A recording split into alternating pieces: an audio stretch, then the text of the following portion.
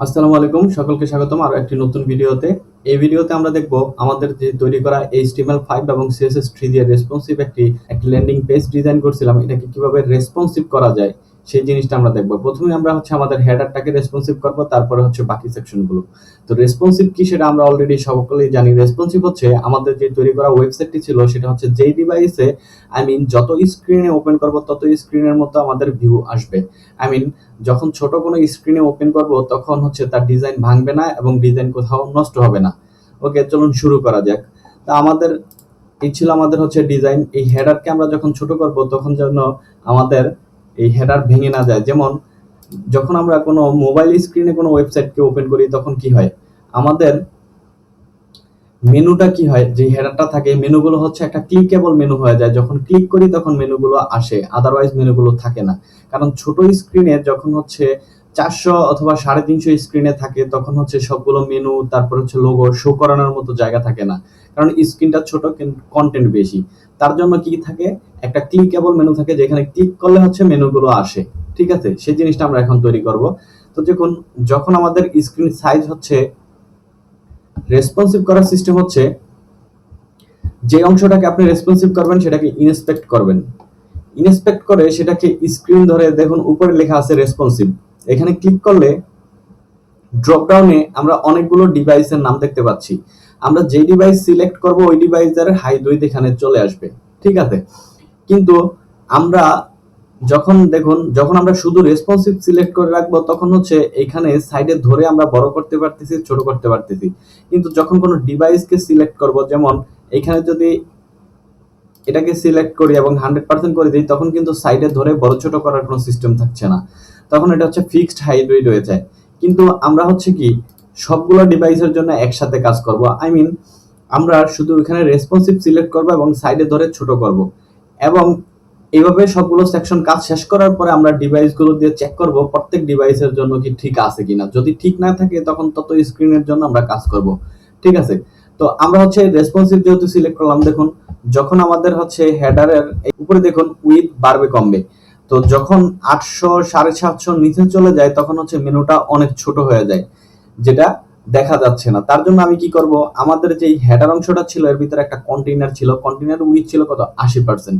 কিন্তু আমি যখন 750 এর নিচে আসবো তখন এই হেডার উইথটা কত 95% অথবা 100% হয়ে যাবে। সেটা কিভাবে করে এখন আমরা দেখব। তার জন্য আমরা ভিজুয়াল কোডে চলে যাব এবং ভিজুয়াল কোডে যে এখান থেকে আমরা রেসপন্সিভ স্টার্ট করব, তার জন্য লিখে নিলাম রেসপন্সিভ স্টার্ট। আর এখানে একটা মিডিয়া কোয়েরি আছে যেটা রান করতে হয় রেসপন্সিভ মিডিয়া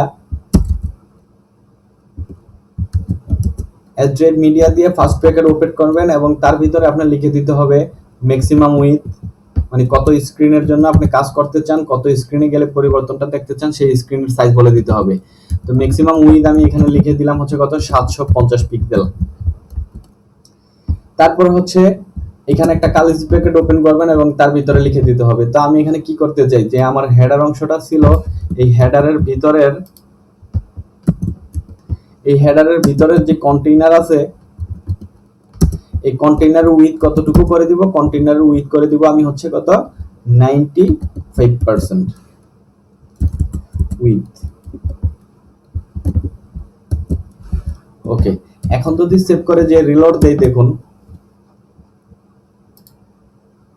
কোনো পরিবর্তন আসবে না। না আসার রিজন কি, যখন আমরা কোনো কিছু রেসপন্সিভ করব, কোনো ওয়েবসাইট অথবা কোনো পেজের যে HTML ফাইলটার আমরা রেসপন্সিভ করব সেই HTML ফাইলে একটি মেটা ট্যাগ অ্যাড করতে হয়। এখানে আমি একটি ট্যাগ লিখবো যেটার নাম মেটা। তো মেটা ট্যাগের ভিতরে দুটি অ্যাট্রিবিউট লিখতে হয়, একটি নেম। তো নেমের ভিতরে লিখবো আমি ভিউ পোর্ট। নেমের পরে আরো একটি অ্যাট্রিবিউট লিখতে হয় যার নাম কন্টেন্ট। কন্টেন্টের ভিতরে আপনি লিখতে হবে width equal device hyphen width, comma দিয়ে আপনি লিখতে হবে যে ইনিশিয়াল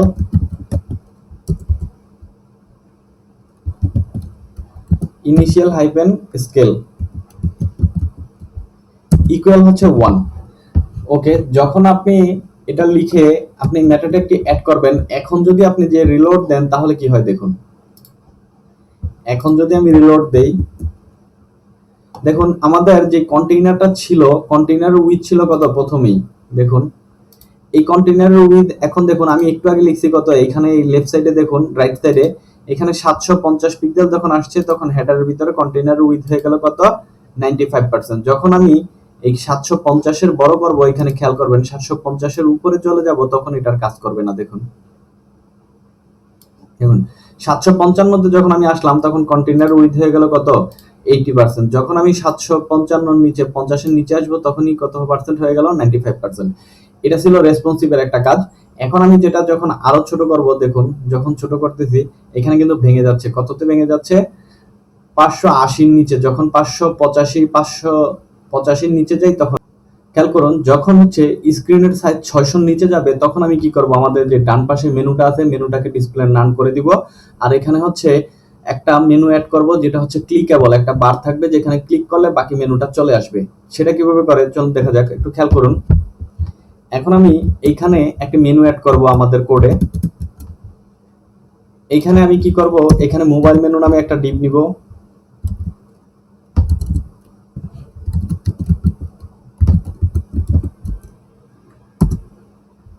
এখানে লিখবো হচ্ছে মেনু, একটি আইটেক নিব একটা বারের জন্য, এখানে লিখবো হচ্ছে ক্লাস, ক্লাসের ভিতরে লিখবো হচ্ছে ফা হাইপেন বার্স, সেভ করি। এখন যদি রিলোড দেই তাহলে কি হয় দেখুন,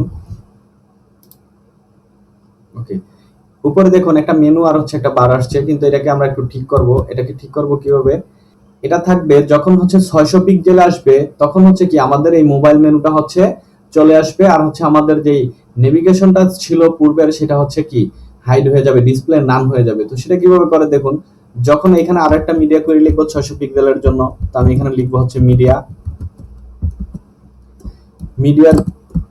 মিডিয়ার ভিতরে আপনার উইথ বলে দিতে হবে ম্যাক্সিমাম উইথ হচ্ছে কত 600 পিক্সেল। ওকে 600 পিক্সেলে যখন যাব তখন হচ্ছে কি হেডারের ভিতরের যে ন্যাপ থাকবে, ন্যাপ হবে কি ডিসপ্লে নান।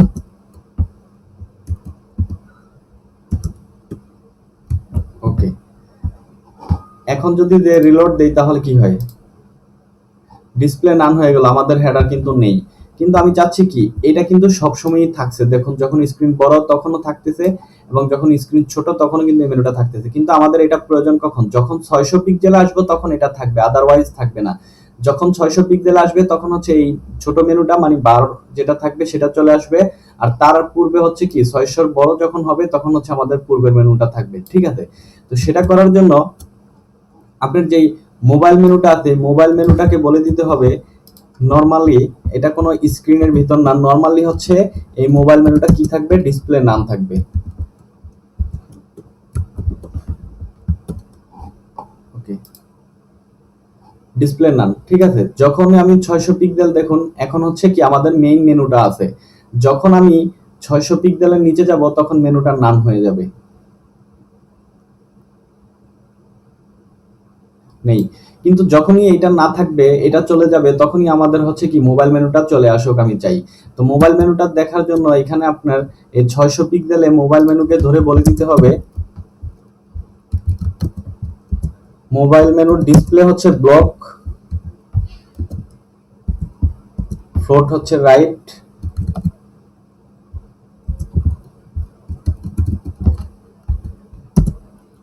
আর হচ্ছে মার্জিন রাইট বলে দিব হচ্ছে 10 পিক্সেল, মার্জিন টপ হচ্ছে 15 পিক্সেল, আর এটার কালার করে দিব আমি হচ্ছে হোয়াইট।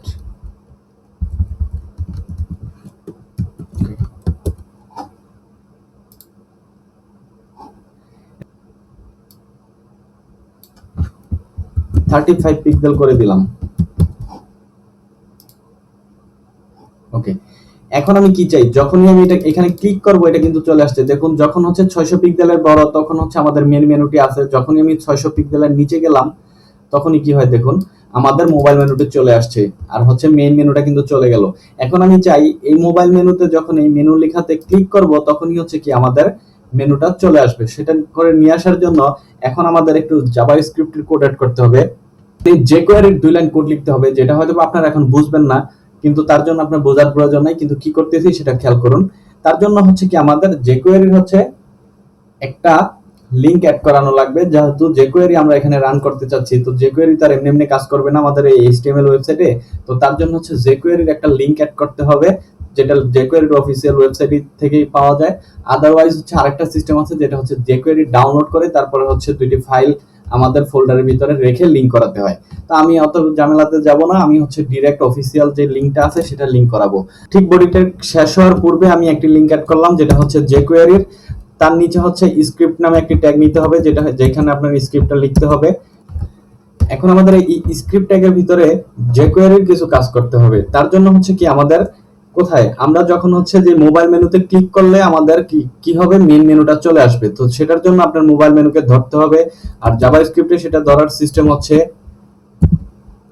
$সাইন দিয়ে ফার্স্ট ব্র্যাকেট ওপেন করে হচ্ছে কি, সেটা হচ্ছে যেহেতু একটা ক্লাস, তো ক্লাসকে ধরার সিস্টেম হচ্ছে ডট দিয়ে। নাম ছিল হচ্ছে কি মোবাইল মেনু। মোবাইল মেনু যখন মোবাইল মেনুকে ধরবো তখন কি হবে, ক্লিক করলে যখন মোবাইল মেনুকে কি করব, ক্লিক করব। ক্লিক করার সাথে সাথে কি হবে, একটা ফাংশন সংগঠিত হবে। সেটা সিস্টেম হচ্ছে ফাংশন, একটা ফার্স্ট ব্র্যাকেট ওপেন করব এবং ক্লোজ করব, তার ভিতরে হচ্ছে একটা কার্লি ব্র্যাকেট ওপেন করব, এবং এইখানে আমাদের হচ্ছে কি হবে, সেই নেভিগেশনটা চলে আসবে, সেটা আমার বলে দিতে হবে।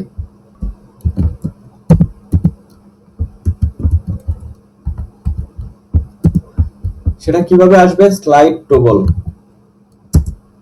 স্লাইড টগল মানে হচ্ছে যখন আমরা নেভিগেশনে ক্লিক করব, একবার ক্লিক করলে সেটা শো হবে, আরেকবার ক্লিক করলে সেটা হাইড হবে। এই জিনিসটার নাম হচ্ছে স্লাইড টগল।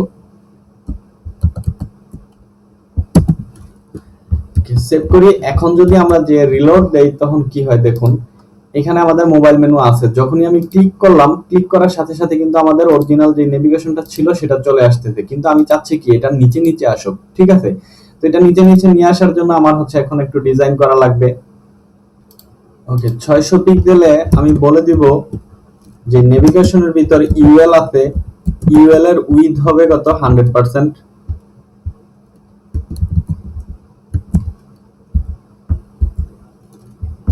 ব্যাকগ্রাউন্ড কালার হবে আমাদের যে ডিফল্ট কালার ছিল সেটা। আর আমাদের ডিফল্ট কালারটা কি সেটা আমি একটু দেখি।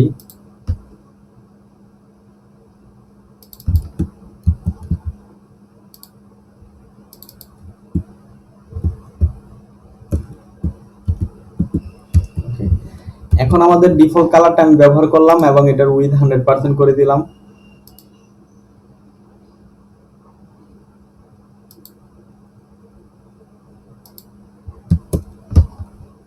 এটা ইউএল কে না, এটা হচ্ছে আমাদের যে নেভিগেশনটা আছে তাকে বলে দিতে হবে নেভিগেশন তোমার উইথ হচ্ছে 100% এবং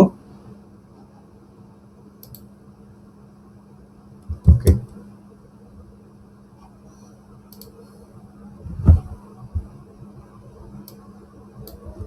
আমাদের কন্টেইনার উইথ 100% করে দিব। এখন 600 পিক্সেলে যখন আসবে,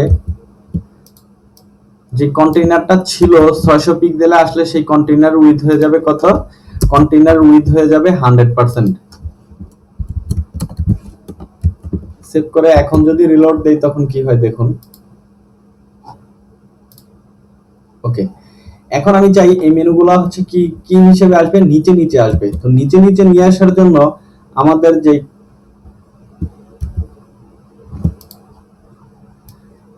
মেনুগুলো নিচে নিচে নিয়ে আসার জন্য আমাদের যে নেভিগেশন ছিল, নেভিগেশনের ভিতরের যে ইউএল এর ভিতরে এলআই গুলো ছিল, এলআই গুলোকে বলে দিতে হবে ডিসপ্লে ব্লক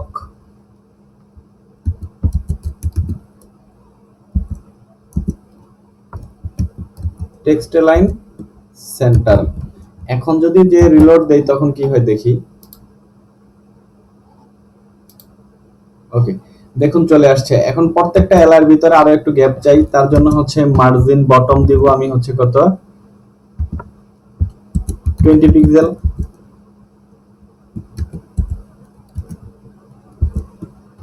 ওকে, যখন এলআই গুলোকে আমি এলআই গুলোর ভিতরে যখন আমি হোভার করব, আই মিন এটার উপর কার্সর নিয়ে যাব, তখন এটার কালার চেঞ্জ হবে। এটার ভিতর যে এ আছে, একে যখন হোভার করব তখন কালার হয়ে যাবে কি ব্ল্যাক।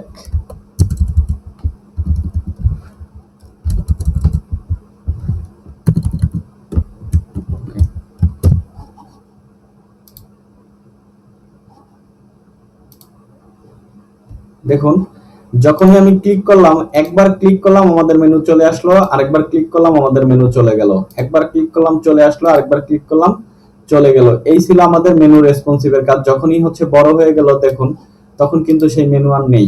এখন হচ্ছে কি, আমাদের যে ডিফল্ট মেনু ছিল তখন দেখুন উইথ হচ্ছে 1000, 1000 থাকাকালীন অবস্থায় আমাদের ডিভের উইথ ছিল, উইথ হচ্ছে 80%। যখন আমি এটা 800-তে যাব তখন কি হয় দেখুন, দেখুন 750 যখন নিচে যাই তখন হচ্ছে আমাদের উইথ কত হয়ে যায় 95%। কিন্তু যখন আমি 600 পিক্সেলে যাব তখন কি হয় দেখুন, 600 আগ পর্যন্ত আমাদের মেনু সবকিছু আগের মতোই আছে। যখন আমি 600 নিচে গেলাম তখন কি হয়ে গেল, আমাদের যে কন্টেইনার আছে কন্টেইনারের উইথ হয়ে গেল 100%।